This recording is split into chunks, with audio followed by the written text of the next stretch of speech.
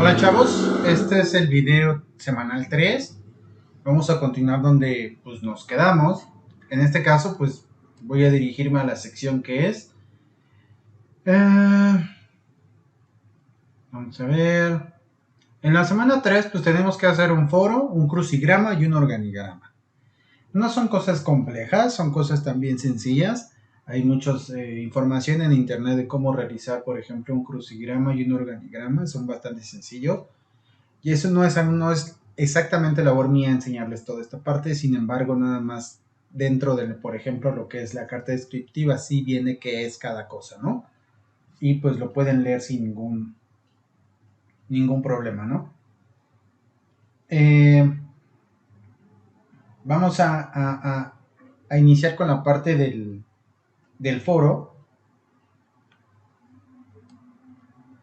Y bueno, el foro ya en los temas y en los videos anteriores lo hemos visto cómo se hacen los foros. Vamos a ir a la sesión 3.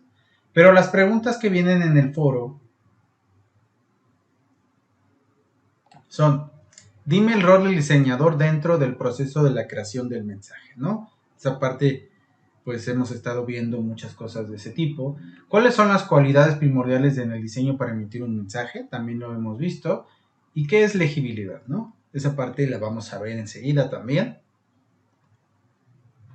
Y luego pues hay que organizar nuestro primer crucigrama. Recuerden que el crucigrama pues se trata de encontrar las palabras dentro de los espacios que queden con diferentes tamaños. Por supuesto se hace un crucigrama vacío y luego se entrega el crucigrama lleno. Entonces lo pueden hacer en Word sin ningún problema. Y el tema en específico del crucigrama es la estructura de los mensajes, ¿no? Tú puedes utilizar o ver dentro de los PDFs que hemos estado viendo o dentro de la misma presentación para encontrar las palabras clave que tú quieras hacer dentro de tu crucigrama. Recuerden que también dentro del crucigrama pues hay que hacer el formato, hay que meter por ejemplo la portada también, hay que hacer la introducción y por supuesto también tendríamos que tener una buena conclusión porque también tiene un puntaje y por supuesto tener una excelente redacción, ortografía y por supuesto reponer las referencias APA porque si no la tienes un porcentaje menos. Y pues todo esto pues, nos ayuda a que nosotros podamos entregar en tiempo y forma todo nuestro proyecto, ¿no? En relación a la parte del crucigrama, ¿no? Ah, y luego vamos a ver el siguiente, que en este caso es un organigrama. Son los factores de una buena legibilidad, ¿no? Los organigramas son bastante sencillos de realizar. Y por ejemplo, viene sobre qué tema lo vamos a hacer también. En este caso es sobre el tema son el organigrama, los factores de una buena legibilidad, ¿sí? Que también vamos a ver enseguida. También tiene su conclusión, tiene su portada, su introducción, su formato APA y hay que cuidar de nuevo la redacción y la ortografía, ¿no? Y tiene que venir también su conclusión. Y bueno, para entrar de lleno, vamos a ver este tema que es importantísimo para entender lo que son los mensajes. Los principios para el diseño y la función de los mensajes, ¿no? Es una de las finalidades del diseño como parte de un elemento de la comunicación entre las personas, entre los individuos, entre familias, entre personas de diferentes continentes. En fin, no podríamos limitarlo solamente a una sola persona ni a una sola comunidad, ¿no? Entonces, en eso radica, en eso se refiere. Y bueno, vamos a ver esos elementos que conforman la función de los mensajes, ¿no? Vamos a ver el esquema que aparece aquí. El rol del diseñador dentro del proceso de la creación. El diseñador aparece como imagen central. Aquí en la imagen es, obviamente, si eres, vas empezando, pues obviamente no tienes experiencia, pero esa la vas a ir adquiriendo con el tiempo, con los proyectos que vayas realizando hacia las personas que tal vez te contraten o cómo te hayas vendido hacia ellas también. Ahora, necesitamos para eso, pues, tener o desarrollar un producto que viene del cliente, ¿no? Y este producto pues, puede serlo desarrollado a través, tal vez utilizando el Design Thinking, pero si no tienes un grupo de personas que te ayude, pues lo puedes hacer tú solo también, ¿no? Es mucho más complicado, pero no tiene un mal sabor de boca, al contrario, también te permite aprender muchísimo de lo que estás haciendo, ¿no? Ahora tenemos dentro del producto, pues tenemos diferentes contenidos. Ya incluso podríamos tener adentro de sí hasta una investigación, una evolución de lo que vas aprendiendo o vas diseñando, ¿no? Y este producto, pues obviamente tienes que tener a tu cliente, que es la persona que te está diciendo las cosas primero. Aquí aparece, el diseñador lo recibe, te genera el producto con los contenidos que está aprendiendo, pero también tiene que conocer a las personas a las cuales se va a dirigir.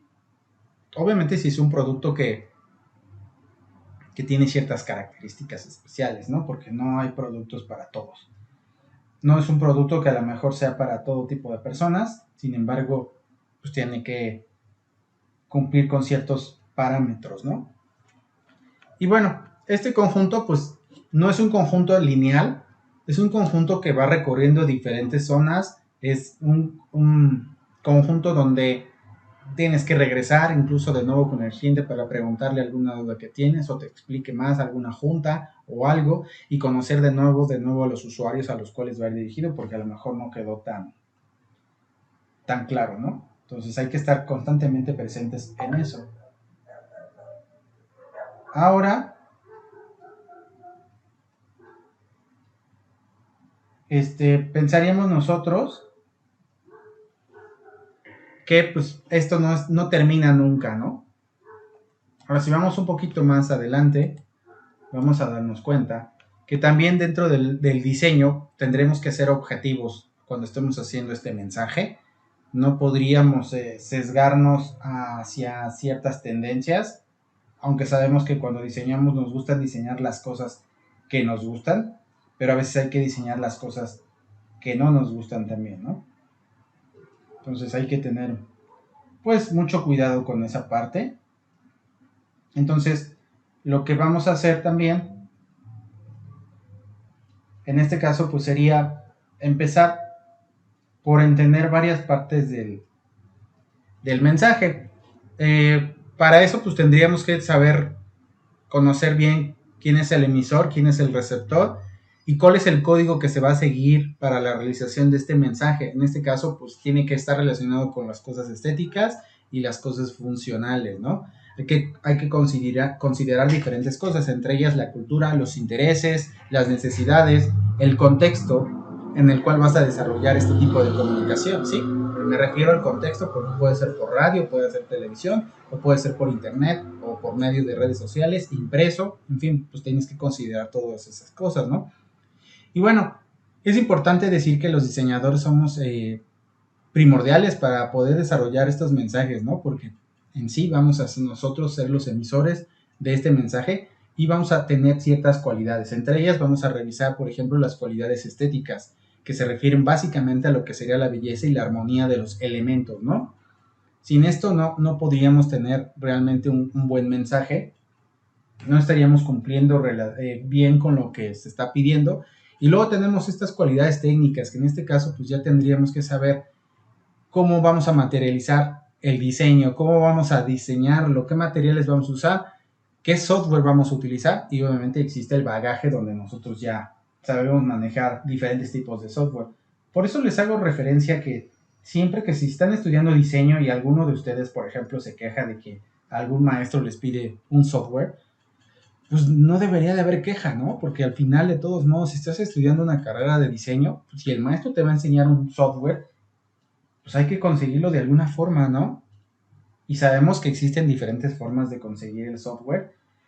Y más si estamos estudiando diseño, porque me he topado con gente que me dice que, ay, es que yo tengo una tableta y no pienso comprarme una computadora. Y le digo, pues, discúlpame, entonces, ¿por qué estás estudiando diseño, no? Porque pues con una tableta no vas a poderlo resolver. No estamos hablando de diseñadores gráficos análogos, estamos hablando de diseñadores digitales, donde estamos aprendiendo a realizar muchas cosas utilizando cosas técnicas como software. Voy a conectar mi batería. Entonces, pues no se quejen sobre ese tipo de cosas, sería absurdo. Se lo repito, no creo que esté bien. Bueno, tenemos también cualidades funcionales, que en este caso pues es el objeto de la utilidad de lo que estamos haciendo, ¿no? ¿Para qué se va a llevar a cabo? ¿Cómo se va a utilizar? ¿Quiénes lo van a utilizar, no? Estas son unas cualidades específicas para el diseño del mensaje, ¿no? Luego, también tenemos en este mensaje el proceso de comunicación. Aquí se ve representado un poco, por ejemplo, con este tipo de juguete que hacíamos cuando éramos niños. En el caso de ustedes no creo, pero a mí que me tocó todavía vivir la era análoga y no la era digital, que ahorita ustedes ya conocen, y que me encanta la era digital, no le puedo quitar nada, pero me encantaba mucho la era análoga. Pues de niños agarrábamos un vaso y tenemos dos vasos y le poníamos ¿qué sería? Un hilo, quizá un poco grueso, y nosotros fingíamos que hablábamos por él, pero también pues, se alcanzaba a escuchar perfectamente bien que la otra persona podía oírte o tú podías oírla, ¿no? Entonces, básicamente así funcionaba. Y era divertido y pasábamos un rato de entretenimiento, pero resumidas cuentas, pues lo que nosotros hacíamos era que éramos dos personas, como en el dibujo que está aquí, que teníamos esa recepción de mensajes y emisor de mensajes al mismo tiempo también. Y pues existía el mensaje como tal, utilizábamos el lenguaje y teníamos un transmisor y un destinatario y viceversa, se intercambiaban entre sí, ¿no? Entonces, pues básicamente lo que nosotros mencionamos es que si hay un emisor hay un significante y si hay un receptor hay un significado, que en este caso sería el mensaje, ¿no? Y el código dentro del contexto, pues sí, tal vez dos niños jugando, tal vez dos personas hablando del mismo tema, de una necesidad que debe de ser resuelta, ¿no? En eso pues radicaría entender un poquito tal vez esta parte que les menciono, ¿no? Ahora, si nos vamos un poquito más adelante, vamos a ver también un poquito más la relación o la representación del mensaje como tal. Ya no tanto tomando en cuenta la parte del diseñador, pero sí la básica del mensaje que todo el mundo conoce o que tú ves en diferentes carreras o en diferentes materias, ¿no? Pues ahí lo vamos a ver. Tenemos un emisor, tenemos un receptor, que es la persona a la cual se va, pero también funciona en diferentes vías, no necesariamente en una sola vía, ¿no? Entonces todo eso pues nos va a permitir hacer varias cosas. En este caso pues vamos a entender que tenemos algo para desarrollar el mensaje y vamos a utilizar el signo o el símbolo que nos va a permitir también desarrollar ese mismo lenguaje y se da también en una forma aleatoria donde se configuran varias cosas, ¿no? Y vamos a utilizar desde un código hasta una referencia, ¿no? Pensemos tal vez en lenguaje coloquial mexicano, donde utilices incluso palabras antisonantes que cualquier persona puede entender y que si vives en el contexto de México, pues es comprensible que lo entiendas, pero si eres a lo mejor de un país donde ni siquiera habla el mismo idioma, pues el contexto es totalmente diferente y no va a entender las palabras que le estás diciendo, ¿no? Es completamente indiferente y distinto y pues como usas diferentes vocablos al español básico, pues simplemente le va a costar muchísimo más trabajo entender todo lo que estás diciendo, ¿no? En ese contexto, pues hay que tener cuidado cuando vamos a generar ese mensaje. Pero ese mensaje puede ser en muchas formas, ¿no? No necesariamente en un lenguaje coloquial, puede ser en la misma universidad, con las personas con las que trabajas, tus compañeros de clase, tu propia familia. He conocido familias que entre ellos, por ejemplo, se dicen hasta groserías, ¿no? No quiere decir que esté mal, pero pues es el contexto en el que se manejan, es el tipo de respeto que se expresan y el cariño también, ¿no? Y vamos a verlo en un poco más amplio aquí en este otro esquema. Este otro esquema pues maneja las cosas de diferente forma. Bueno, digámosle así que lo amplía un poco más, ¿no? Bueno, si lo vemos en términos de función de estructura, te vas a dar cuenta aquí que tenemos diferentes flechas. Además, creo que no se alcanzan a ver bien las amarillas, al menos en este monitor. En el otro monitor sí se alcanza a ver perfectamente bien. Y pues ya tenemos una acción mucho más complicada, pero donde también interviene el diseñador. Bueno, tenemos un mensaje que vamos creando, un significado, que contiene, pues contiene estímulos, señales, un significante, producen hasta signos, una condición. Tenemos objetos diseñados, creados desde el diseñador, que es el emisor. Es la persona que va generando las condiciones para hacer el mensaje, utilizando diferentes formas que existen en el mundo, canales de reproducción, ya sea internet, ya sea en revistas, y también tienes diferentes propuestas de contenido que no necesariamente tienen que ser escritos o visuales, también pueden ser de otro tipo. Bueno, existe una acción siempre reflexiva para estos mensajes, donde los puedes entender de diferentes formas, ¿no? Y bueno, todos estos fenómenos son entendidos a través de los sentidos, que en este caso el receptor es el que los va a entender de alguna forma, ¿no? O la persona a la que va dirigida, que no necesariamente es solamente una persona, ¿no? Pero hay que entenderlos perfectamente bien para que no haya ningún problema cuando estemos desarrollando nuestro mensaje. Pero en este sentido, esta definición de estructura del mensaje es mucho más amplia, en donde ya interviene el diseñador y los fenómenos externos, ¿no? Luego, si vamos a la parte de la estructura del mensaje, del diseño, pues te vas a dar cuenta que tenemos instrumentos de comunicación muy importantes, ¿no? Estos instrumentos pues te van a permitir desarrollar el mensaje, que no solamente va a ser escrito, ¿no? Entonces ya podríamos usar la parte visual, que también, digámosle así, que es lo que más ha agarrado fuerza y que anteriormente no sucedía así. Y bueno, de estas vamos a tener mensajes con relaciones diferentes. En este caso vamos a tener relaciones sintácticas, semánticas y pragmáticas. Cada una de ellas tiene su propia definición, ¿no? Las sintácticas las podríamos resumir en este sentido como relaciones significantes entre sí y la relación que guardan con su propia estructura.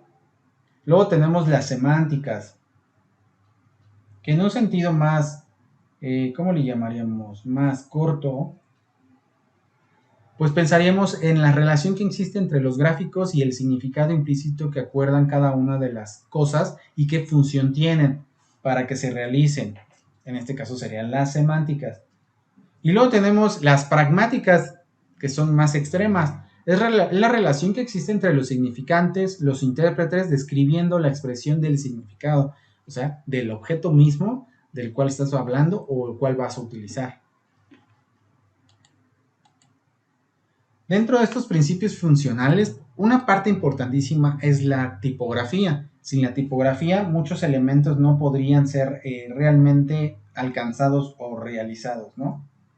Si lo vemos así, vamos a darnos cuenta que la tipografía, desde el inicio, desde el vocabulario, desde su creación, ha sido parte importantísima para que puedas tú, en este caso, entender lo que se está leyendo o lo que se está viendo en algunos casos, ¿no?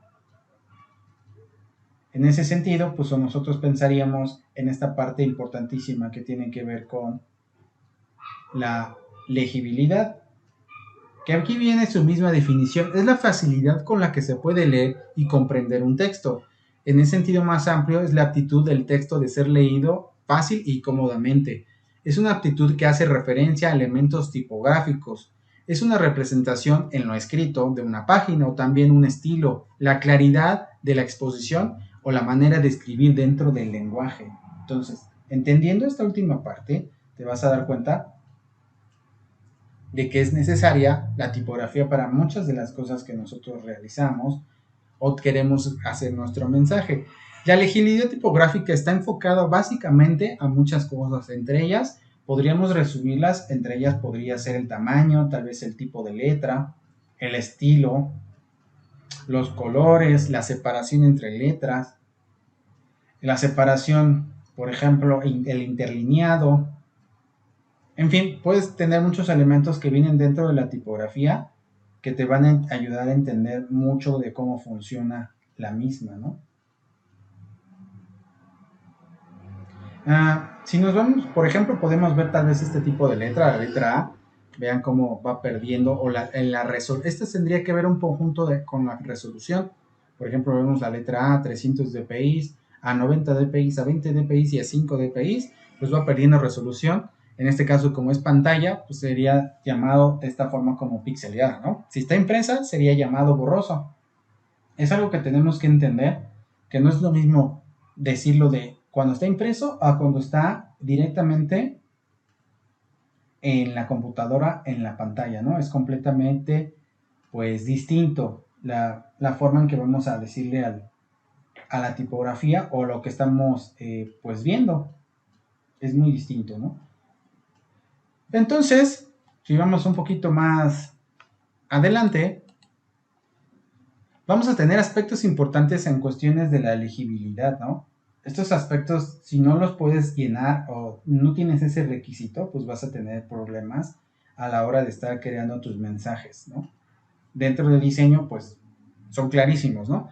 En este caso, pues tendríamos que ser breves. Vamos a pensar en que tenemos que utilizar palabras, incisos que aporten información útil, en este caso resumida, y centrarse en cuestiones pues relevantes. Ahora tenemos que tener que estos incisos también tienen un lugar oportuno donde ponerse, donde ocuparse. Vas a ponerlos a lo mejor en el sujeto, en el verbo, en una frase. También se recomienda que se creen grupos de palabras en orden neutro para que sea más habitual en el sujeto, en el verbo y sus complementos. Es decir, a lo mejor no moverlos en un sentido más femenino o masculino, sino en géneros neutros cuando estamos hablando. Hay que colocar información relevante en lugares importantes, como en las frases, tal vez en el comienzo. También hay que tener una estructura sintáctica que a veces es un poco, no es tan claro cuando hablamos de estructura sintáctica, pero tendremos que tener una construcción pasiva y evitar las negaciones. En este caso, procurar no usarlas o no abusar de ellas, ¿no? Tenemos que revisar y reelaborar los textos escritos. No pueden ser realizados solamente de un jalón o solo una vez, hay que volverlos a releer para complementarlos o cambiarlos. Luego tenemos también la simplicidad de la legibilidad. En este caso, pues debe ser sencillo, básicamente que tú tengas la opción de poder leer fácilmente los textos o la imagen que estés interpretando y que no te lleve a un proceso pues de confusión, que no te lleve a ningún lado, ¿no? Que te permita pues entender el mensaje desde cero, comprenderlo y poder tener esa retentiva de poder expresar lo que sientes cuando viste ese elemento, ¿no? O ese mensaje. Porque por lo que se busca, pues es que no haya confusiones. Dentro de la habilidad, pues tenemos que tomar en cuenta los fondos, las figuras. Tenemos que considerar también las milésimas de segundo en el cual a lo mejor la persona va a leer el mensaje. Por eso deben ser cortos y concisos y precisos para que no se malinterpreten. También tendríamos que pensar que tenemos que pensar en la tipografía, en los caracteres especiales, que sea bastante pues legible y no pierda ese sentido de lectura y de entendimiento. Ahora, si lo vemos un poquito más adelante, vamos a darnos cuenta que tenemos factores en la legibilidad que son muy importantes. Una es el diseño del tipo, ¿no? En este caso, la anatomía de la letra. Me refiero al tipo porque anteriormente se conocían los tipos como elementos ya prefabricados, físicos, que se utilizaban en la imprenta, ¿no? Que son los tipos, y son tipos donde nada más abarca una sola letra, ¿no? Entonces esa parte, pues, es importante.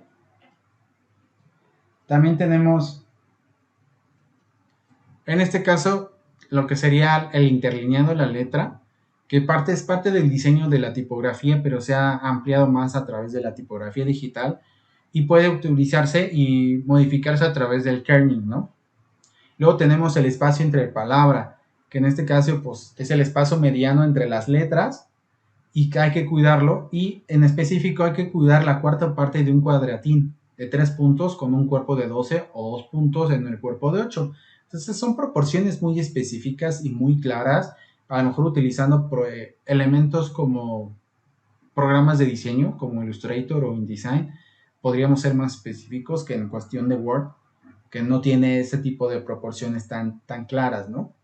El espacio del interlineado también es la distancia entre el borde superior y la parte inferior del carácter, tomando en cuenta los ascendentes y los descendentes de las partes de la letra, ¿no? Y bueno, hay que tener cuidado con el porcentaje y siempre que todo resulte utilizando en términos de números, ¿no? Bien, esta parte es muy, tal vez es un poquito larga, no creo que sea aburrida, pero creo que es bastante interesante. De hecho, incluso existen especialidades o maestrías con tipografía, ¿no? Yo en específico, como a mí no me gusta tanto escribir, me gusta más diseñar, no estudiaría a lo mejor algo así, pero hay personas que sí les llama la atención o les interesa estudiar algo así, ¿no? Relacionado con las familias, en este caso, pues tipográficas. Vamos a pensar también en el ancho de la línea, se refiere al ancho de la letra, el número de caracteres, las palabras que se van a utilizar dentro de una cultura relajada. Pensemos a lo mejor entre 50 y 70 caracteres y también no hay que pensar más allá de eso porque eso puede ser pesado para la continuidad y también pueden ser demasiado cortas si utilizas menos caracteres y entonces en este caso pues se pierde información periférica cuando se está leyendo. Si nos vamos un poquito más adelante, déjenme ver, los principios funcionales todavía. Bueno, hay factores de legibilidad también importantes como el tamaño o el cuerpo del tipo. Pensemos tal vez en la letra X, como ascendentes y descendentes, y vean cómo está la imagen aquí también, cómo están los palos, un palo es más delgado y otro es más grueso. Si nosotros ponemos los dos palos gruesos, como que nos cansa un poquito más a la vista la lectura y nos pesa más, ¿no? La textura del texto se refiere al estilo de la familia tipográfica y todas sus variables, ¿no? Recuerden que las tipografías tienen bold, tienen itálicas, tienen regular y en algunos tienen hasta semi-bold, semi-light, semi-regular, en fin, y a lo mejor hasta variantes de muchos más, bold, extra bold, por ejemplo, ¿no? En este caso, pues hay que cuidar eso. Para la parte de los impresos hay que tener rasgos descendentes y largos con respecto a la altura de la X también, porque varía de acuerdo cuando estamos a lo mejor usando tipografía mayúsculas o minúsculas, y también los patines, que en este caso son estos que están aquí, de la letra, ¿no? Como a veces entre letras se llegan a juntar y eso causa un problema de legibilidad, ¿no? Luego tenemos patines filiformes con ataque de contraste, estos son muy diferentes. Y luego tenemos la diferencia entre el ataque del trazo, luego los rasgos ascendentes mayores a la altura de las mayúsculas.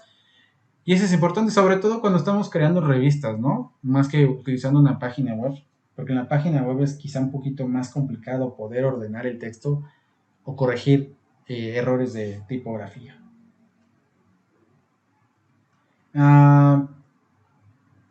Vamos a ver qué sigue, principios funcionales. Bueno, hasta ahí llegamos con el video 3 semanal y ya nada más viene el número 4. Y pues que tengan felices trabajos también y entreguen a tiempo.